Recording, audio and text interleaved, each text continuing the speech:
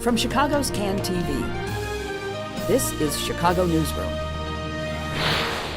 Well, hi there. Welcome to Chicago Newsroom right here on CAN TV. I'm Ken Davis, welcoming you to another show where we sit and talk about the issues that affect Chicago. And on today's show, we're going to try to figure out how hundreds of thousands of Chicagoans can find and keep housing that's in decent shape, in a reasonably safe and pleasant neighborhood, and can be paid for with one or maybe two modest salaries. It's not easy to do that in Chicago anymore. Remember that Kevin Jackson from the Chicago Rehab Network was on the show here a couple of weeks ago, and he told us that there's a universally accepted standard that nobody should pay more than about 30% of their income for housing. You've heard that before.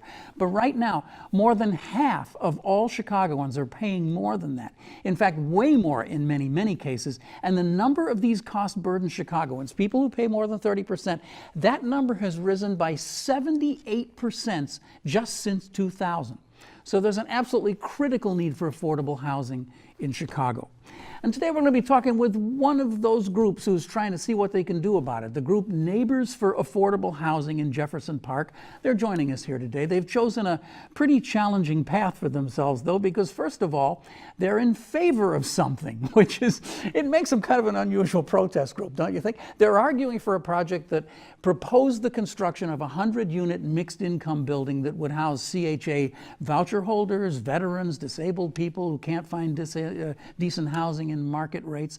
And they are here to tell us about what they plan to do about that, and to talk with us in general about the really difficult situation that exists for people who are trying to find market rate housing in Chicago, or affordable housing in Chicago. Sarah Gronkiewicz-Doran is joining us. Hi, nice to see you, Good to have you here. And Nick Kryczka is joining us also. And your group is Neighbors for Affordable Housing in Jefferson Park. Couldn't be any clearer than that, I guess, right? We are what we say. You guys came into prominence over the 5150 building, but I'd really kind of like to back you up a while before that. Let's go back a year or so. What was going on in Jefferson Park that sort of catapulted you into activism? Honestly, our group formed around the fight for the specific building at 5150 Northwest Highway, and initially as a response to backlash against the proposal to bring mixed income apartment building to our neighborhood. So you said in the introduction that our group is for something, and that's true. I think our initial formation was as a group of neighbors who looked around, saw the discussion that was going on in our community, and really decided to be a voice in favor of affordable housing. I don't think the issue was at the forefront in our neighborhood until the proposal of this particular building. The building we're the building we're advocating for was actually originally proposed in Alderman Villegas's ward. They had one public meeting, there was a huge amount of outcry, and he pulled the plug on it in the middle of the meeting.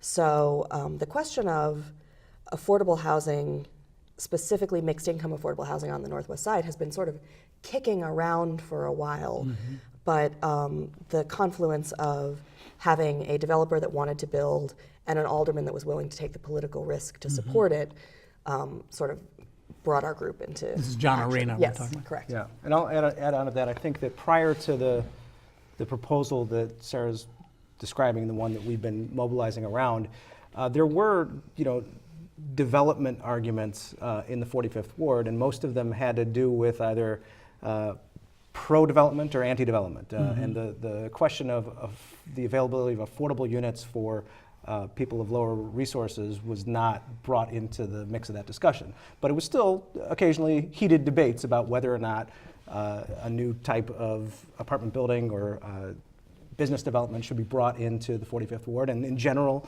the alderman was in favor of development because there had been a lot of long derelict, long vacant properties, and there were people who, in the interest of preserving what they thought were the more calm elements of the neighborhood character, were against that type of development. But those arguments, as I said, because they didn't deal with the affordability question, were don't know if I'd call them civil, but they had a certain negotiability to them. Yeah. Once this question of mixed income development came into the mix, The fangs came out. Yeah, as a lot of this energy that Sarah was referencing that came out in February of this year really got a lot of the rest of us who hadn't really paid attention to the issue of affordable housing as a citywide issue into the mix. I have some familiarity with this. I know I've mentioned it on the show before. I don't live far from there. I often travel from the Jefferson Park Transit Center, like all the rest of you do, I'm sure. And I've been fascinated by the fact that if you can imagine this place, people who are maybe familiar with the Northwest Side know that Milwaukee Avenue runs into that gigantic spaghetti bowl of Foster and Northwest Highway and Milwaukee and Central. And that's where Northwest Highway kind of is born. It kind of comes out of Milwaukee. So you have this weird little triangle of Milwaukee, Northwest Highway, and then Foster. And there's nothing in it. There's railroad tracks there, and there's a now unused old warehouse in it. So it's a kind of an isolated triangle. And if you wanted to be cynical about it, you could say, well, this would be an almost perfect place to do this because it really doesn't interact that much with the rest of the community. So if the community's a little nervous, a little jittery about it, then at least it's kind of physically isolated. Even that didn't assuage this argument. Yeah. And I think we, as we got more mobilized around the project, we didn't really want to make that type of argument anymore. I'm sure you didn't. The argument is really that to the extent that we can bring more units of affordable housing into the Northwest Side, the point is to not isolate, not sideline or marginalize people who have that need, but to integrate them into our community. And I want to make it clear that I wasn't using that as an asset. No, I understand.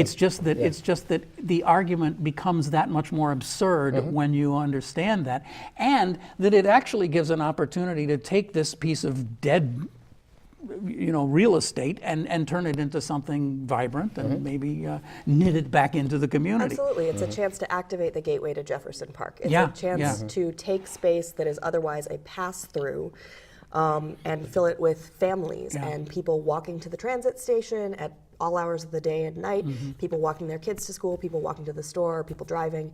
It is a way to bring that otherwise isolated by its history of use and location area into the rest of the neighborhood. I mean, it's a great site.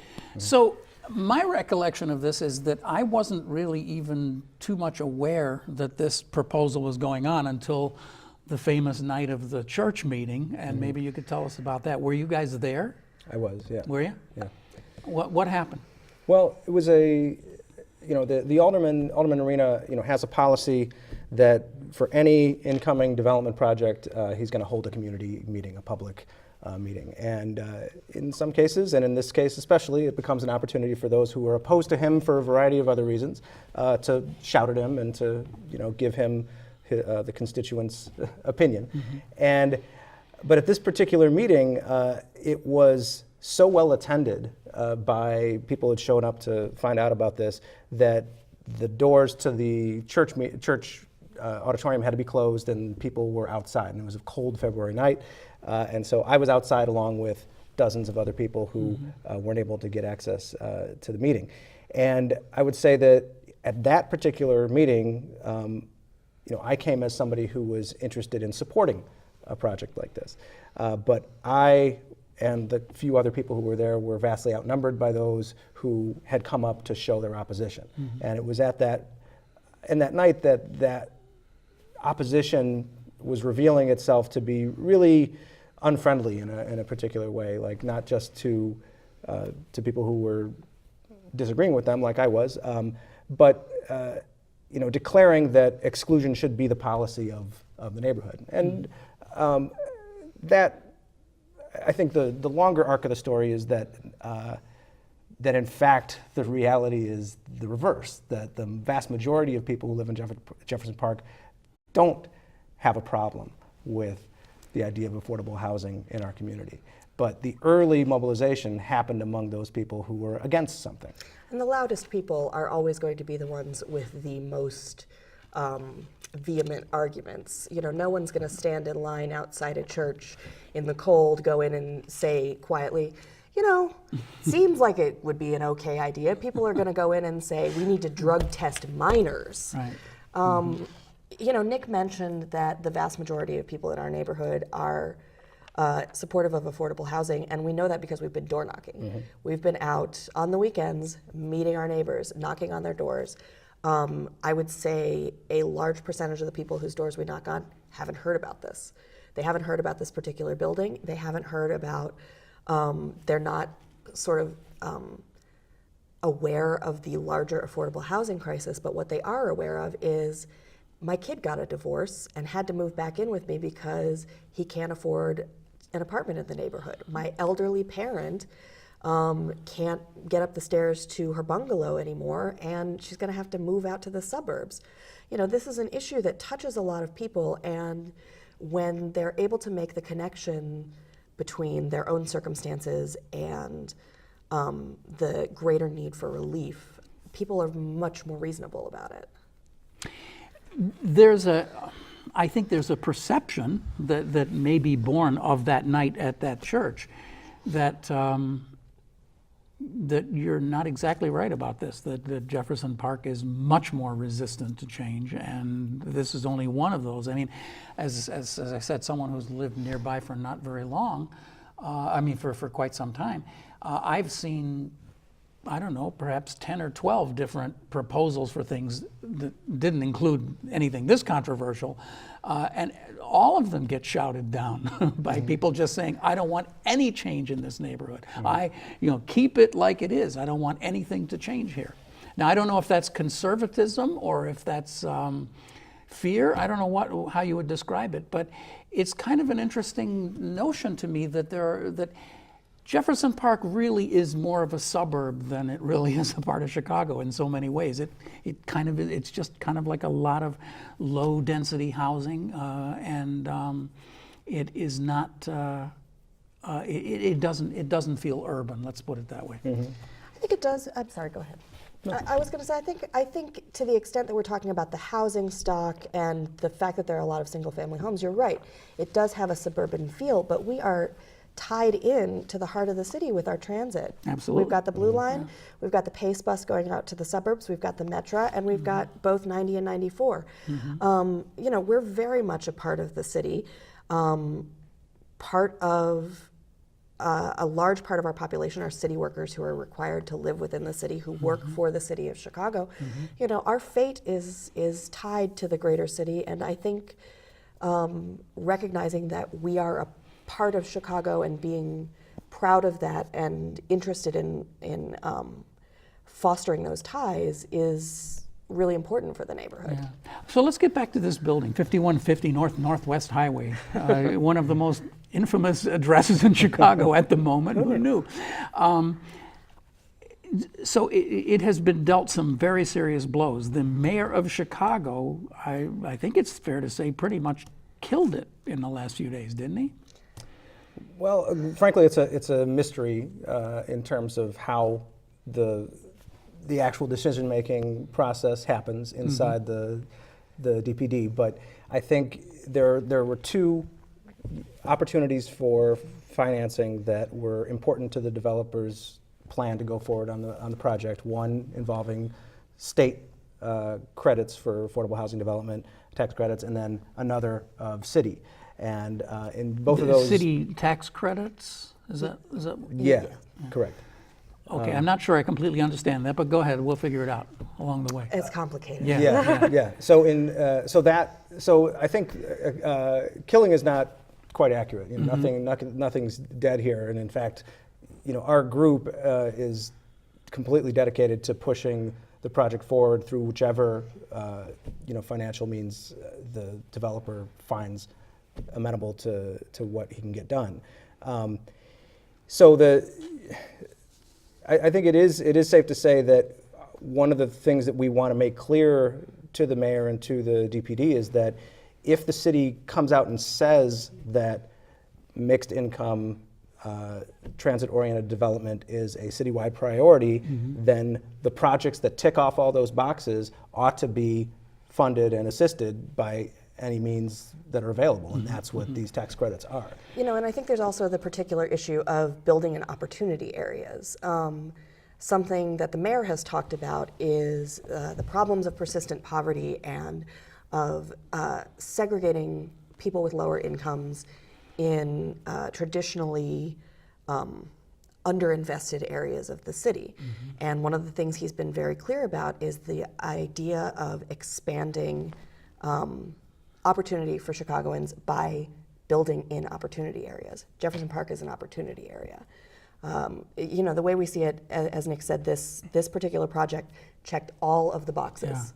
And so while it's disappointing that the state and the city didn't decide to fund it, we still think it's a great project. We understand that the developer is still exploring all funding options.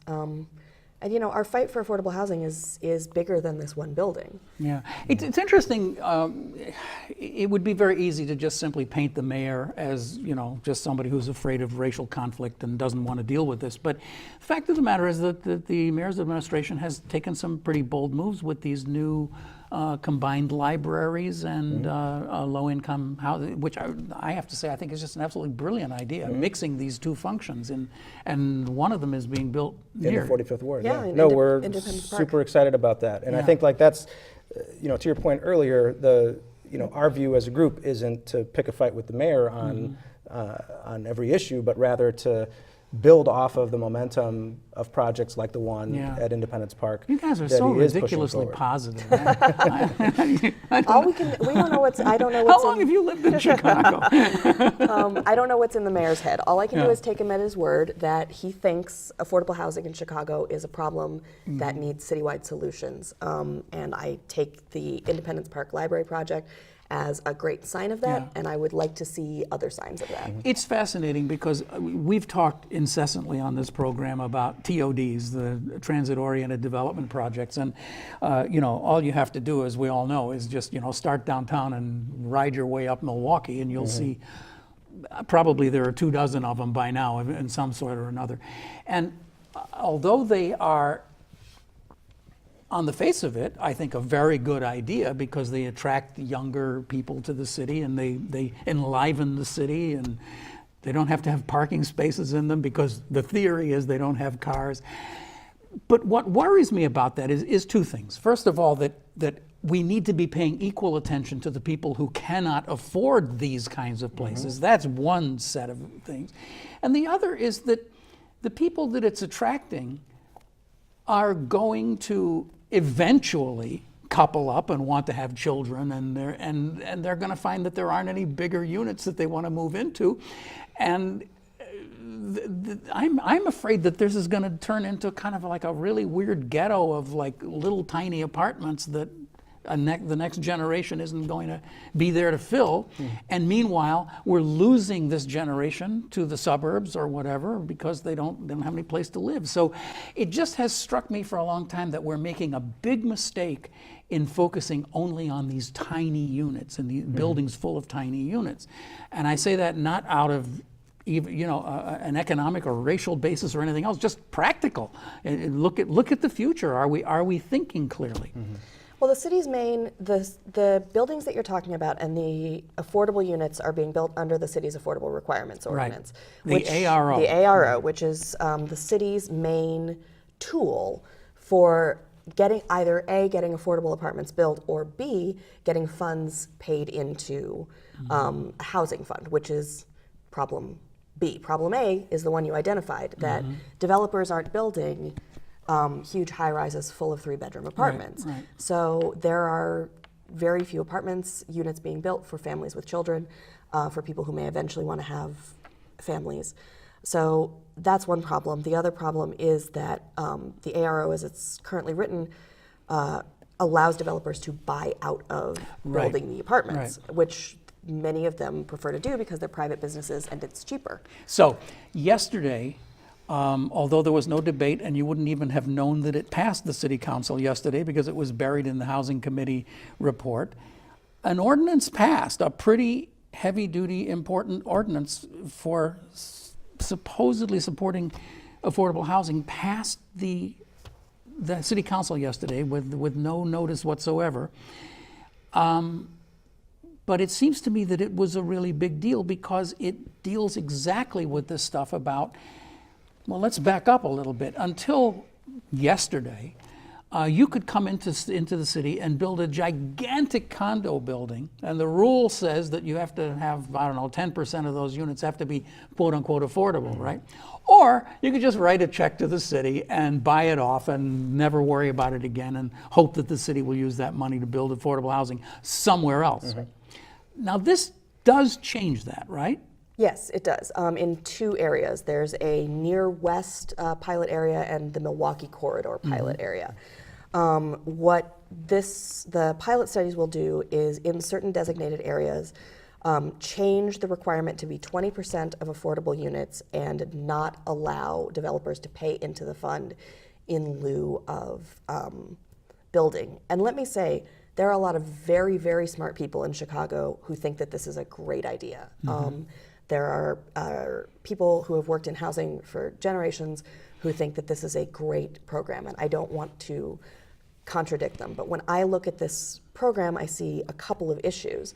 One is that the Near West pilot study, Near North, excuse me, I'm sorry. Near North pilot study doesn't set the affordable requirements at 60% of the area median income. It sets it at 140% of the area median income. And the other problem is the one that you just identified, that we're going to get a bunch of affordable one bedrooms and studios, which is great, but there's no incentive for family development, and there's no carrot or stick to encourage family development. So these are things that it's often kind of hard to deal with on television with just talking heads, because we really need to concentrate in a way that might not be possible. But if you think about these two areas that this ordinance identifies, the Near West and Near North, I think you could kind of say that the Near North is sort of like, well, it's sort of like a V lying on its side, right? And the east-west version goes all the way out from downtown to sort of East Garfield Park, basically along the Green Line, kind of. And the other one goes from downtown along Milwaukee. And yes, there is a really weird issue about this thing about the definition of affordable, because if the definition of affordable is even 100% of area median income, well, that's not affordable to somebody who works in fast food. Even if it's a married couple who both work in fast food, that's not affordable by any means. Well, and the Commissioner Reifman will tell you that that's why we need the funds in the housing fund that developers pay in lieu of, that's used to support affordable housing for people with much lower incomes that can't meet the rental requirements. And I know that's what the funds are supposed to be used for. And is that happening? Do you know? I mean, I'm asking the wrong people. You're not experts in this, but I would add, I think that one of the hopes that our Alderman Arena wanted that pilot to extend further north along. He asked for it to go all the way to Absolutely. Jefferson Park. That's right, and we think our view is that the fight for affordable housing can't only happen in areas that are already under rapid gentrification, because you're really fighting uphill. And in this way, I think you mentioned when you were kind of describing that general feel of the Northwest Side as a conservative, bastion of conservative attitudes. There's a certain part of that conservatism that actually we identify with, which is what we want to conserve is the mixed income, stable and affordable character of the neighborhood.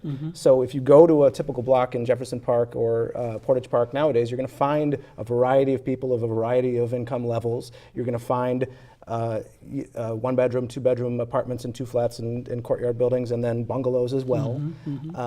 And that character, there's a stability to that in terms that if you look back over the, certainly the recent past, that has kept rent stable. But we are, right now in the midst of this fight against kind of a 20th century problem, which is angry homeowners who don't want, public housing tenants or what have you moving into their neighborhood. There's a very 1966 kind of a tone to it. But there's also the 21st century problem, which is the problem of displacement and the problem Absolutely of right. rapid right. gentrification. I think those are just absolutely excellent points, and something that I've been kind of almost making fun of you guys, but I so much appreciate this positive view of this, because it's entirely understandable for someone who's owned a bungalow in this area for 25 or 30 or 50 years to say, well, this is kind of nice. I like it like this. I'm not interested in you coming in here and upsetting this apple cart. But the thing about it is that these areas in Portage Park, Jefferson Park, and surrounding areas, they're really more mixed than they appear to be. Absolutely. Because there are small, dinky little bungalows, and there are bigger houses, and there are, as you said, especially around the transit center, there are all kinds of large apartment buildings, tall apartment buildings that have large units in them. So there is an economic diversity in the community already. And all you're talking about is let's just kind of let's build on that. Exactly. And shore it up and make sure. Shore it up. Yeah, because we're at a ground floor of sorts in that question of what's the future of our community going to be like. And if you look at the examples of neighborhoods that underwent rapid gentrification or socioeconomic change in the I grew up in Lakeview, and that type of super accelerated property value uptick is not what we want to see in the Northwest Side. And I would suspect, frankly, that some of the folks who get upset about the construction of new development in our neighborhood and would be opposed to our group for that reason actually share an interest in that concept, that we don't want to see people who have lived in our neighborhood for many years priced out of it. Well, that really is the interesting sort of opposite side of this, isn't it? I mean, we've seen areas of the city, Lakeview, we've seen areas of the city that have rapidly gentrified and almost just exploded into gentrification. And all sorts of people get pushed out, including middle-class people who would never have imagined that this could happen to them. So it can happen, and it is happening. And I think the idea of I really appreciate what John Arena said in the last couple of days, that we'd like to take care of this before the train leaves the station. The train analogy being apt in this case. Absolutely. While the train is still at California. Before it gets out to Jefferson Park. Exactly. Let's see what we can do to make sure that we can keep a kind of a mix of people in this area. So it's a very complicated thing. Again, this is not your area, but a really interesting thing that it leads us to is this thing about the 606. Alderman Joe Moreno and Alderman Maldonado stood up before the community organizations. I think that was at Logan Square LSNA, right? Logan Square Neighbors Association, who were saying that many of the people they represent have just been completely priced out of living anywhere between a couple of blocks from 606. So they came up with a plan to charge developers a lot of money if they wanted to tear a building down. And it looked like that was going to get introduced into the city council, and then suddenly it wasn't. And suddenly it was folded into the ordinance that we've been talking about today. And I find myself really kind of confused by it, but also understanding that once the flame has been lit, it's really hard to make an argument one way or the other, because what the mayor, and I'm rambling here, I apologize, but the mayor said something interesting a few days ago when he said, well, yeah, but there's nothing wrong with home prices rising. I mean, that's a good thing if you own property and your value rises, right? May mean you have to lose your home in the process, but you can buy something else. I don't know what he's saying. Take over. What do you get for what do you make from the argument about the 606? How does it reflect in Jefferson Park? Well, the issue of deconversions, I don't think is as dire in our neighborhood as it is elsewhere in the city. I moved out of North Center, which was having, deconversions at an alarming rate. 2 and 3 flats being converted into one of the one Cubs house. bought a building across the street and turned it into a single-family home. So the specific issue of demolition, deconversion, reduction of units that way, I don't see long-term being as much of an issue in Jefferson Park, just because of the way our land is used currently in the housing stock.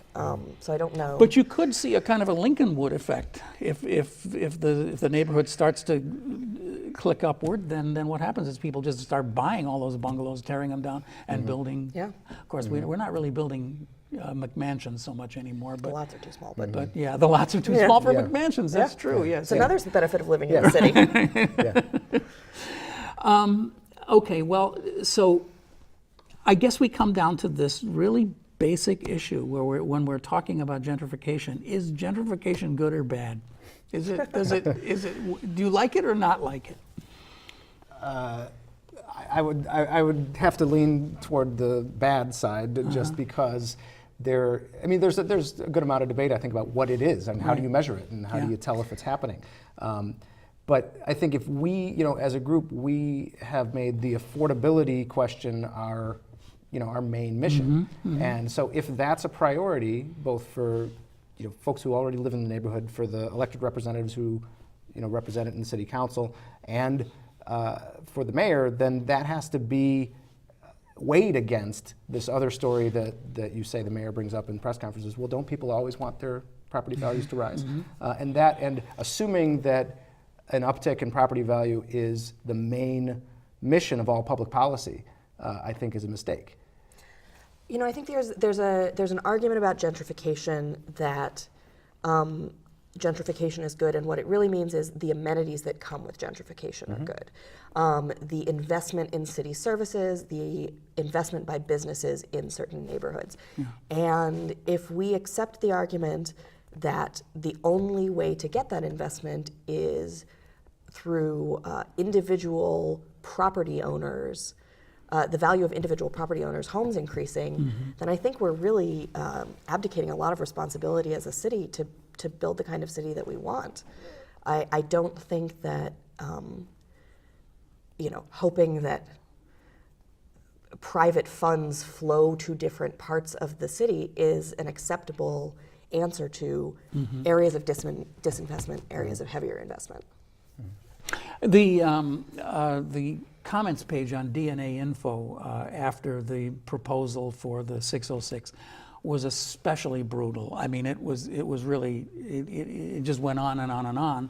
And generally, I think I could sum it up with people saying, "What are you, idiots? I mean, this housing is like from the last century. It's old, it's decrepit, it is no longer viable. It needs to be torn down and replaced. And let the people who have it sell out, and we can make it into a better neighborhood." It's very disturbing to me to read those comments, because I think that just lost in it is the idea that, no, these are people who are living in these houses. These are people who have worked for 30 years to scrape together the mortgage to own that house, and maybe they bought that house for $18,000 and now it's worth $200,000, but that $200,000 seems like a lot of value to you, but it might not be values to the tenant who's living in the second floor of that house who's going to have to move, and so on and so forth. It's much more complicated. Right. And your $200,000, if you can't afford to stay in your neighborhood, it doesn't matter. Right, exactly.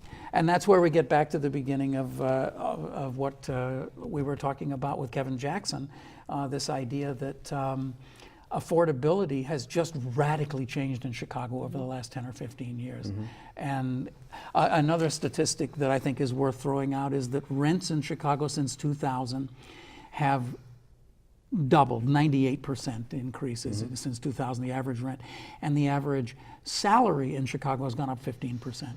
So we are seeing a really critical mass of people being sort of formed amongst us who have needs and demands that are just simply not being taken care of. And I would like to point out that this is a very, very real problem, but as you pointed out earlier, we're talking about the people who have two incomes, people who can afford 40% of the area median income. We're not talking about the people who have 20% of the area median income. So any conversation, I don't know. our organizational approach, I think, is that any conversation about affordability has to include all of the groups of people. Right, that's you know? right. And they can work together. There are policies that can benefit. we let something slip by when you were talking earlier about the new ordinance, that it, again, it gets into this kind of complicated stuff about average income, or whatever, what is it called? Area median income, yeah. right? And if you're going to allow affordable units to be rented at 80%, 60%, 100%, whatever it is, of area median income, that means, I know by some of the things that we were going to talk about today, it means that rents could be as high as $800 for an affordable studio apartment, $1,700 for a two-bedroom apartment. That's what's considered affordable in Chicago by this ordinance. And those people who can, for whom that rent is 30% of their income, deserve apartments. Yeah. I don't think anyone is making the argument that people who can afford an $800 studio don't deserve to have an $800 studio in a safe neighborhood in the city close to public transportation. It's just not the end of the story. Yeah. Okay, so let's bring it back to 5150. What do you think, what are your predictions here? I mean, if the mayor has made the most tangible statement that he can make, which is, I ain't going to give you the money for it, where does it go from here? A lot of it's not in our hands. A lot of this is the vagaries of property development. As our understanding is, the developer is planning to seek alternative funding sources, is not giving up. The president of Full Circle Communities, who's the developer, actually lives on the northwest side and has reiterated his commitment to building a building in our neighborhood. So whatever that building looks like going forward, to the extent that we feel that it would be an asset to the community, we're going to be there to support it. So if the developer by some miracle finds an angel funder and comes up with the money. Yeah, do you know anybody? No, if I did, I'd be in the development business. But yeah, if that happens, can the building still be stopped? The alderman wants it, right? Now there's this tradition in Chicago, if the alderman wants it, he can get it. But it seems like there's now an asterisk on that, which is like, unless it includes affordable housing, then all the other aldermen can just vote to cut it down. Then we as constituents are going to need to hold them responsible for that. Our organization is going to hold our aldermen and the aldermen of the city who make noises about supporting affordable housing responsible. And it's not just the two of us. Our organization is growing every day. We had over 1,000 signatures on a petition in support of this building. We've door knocked and talked to hundreds of our neighbors who think that our neighborhood needs more affordable housing. You've door knocked mostly or exclusively in Jeff Park? Yeah. So that's a couple of wards, right? That's like John Arena's award and Sposato. Are those the aldermen? There is. I mean, we've done our canvassing strictly in the 45th. Okay. But I think that, to the earlier point, it's very clear to us when we go door to door that kind of the character of the neighborhood, as defined by those who would oppose affordable housing developments, isn't really the character of the neighborhood. So as you go in and talk to people who, like Sarah said, either haven't heard of it, and the first thing you mention to them is the issue of rent burden, especially if they're renters. Right. They're immediately on board, and they're immediately ready to sign your petition and want to find out more. Yeah. And so to the extent that this is really, there's a lot of talk about, Alderman Arena's stand on this has been seen as a politically risky thing for him to do, and it is, and he deserves an enormous amount of credit for taking that political risk. But one of the reasons it's risky is because the mobilizing and organizing efforts that have happened in other neighborhoods haven't happened in Jefferson Park yet. And that's what we see our group as a group that can start doing, is to get those people who have a vested interest in affordability, in addition to what we think is a moral question about the future of the city, available to push the aldermen in the direction of policy that would make affordable housing a reality. And just a sort of a final observation of my own, that I find that the areas, when you go, within a mile of the Jefferson Park station, is way more diverse than it gets painted as being. I mean, Absolutely. economically diverse, racially diverse, lots of immigrant populations moving in. And so, yeah, I find it entirely plausible what you're saying, that if you actually door knock, you're going to find a lot of people who have entirely different views than this. I need to keep it like it was because they've only lived there for 2 or 3 years and they don't care about that stuff. So I don't know. Yeah, the argument for homogeneity is a much easier argument to make, and it is an argument advanced by people who want to preserve a status quo that they believe exists. But when you dig below the surface, the status quo is much different than what they believe. Yeah. And that's what we're finding out, and it's been incredibly encouraging. Right. Yeah, and I would argue, I mean, there's a historical tradition, an unfortunate tradition in Chicago, that you can whip up a particular type of fear or animus on the part of homeowners against low-income renters or public housing tenants. That's been a political tradition for aldermen who have represented the northwest and southwest sides, and for mayors. And read Chicago's history in the 40s and 50s. Right. No, absolutely. And so, but I think the point that what we've discovered is that that doesn't have to be the destiny of politics in a community like ours. And there's actually historical precedent.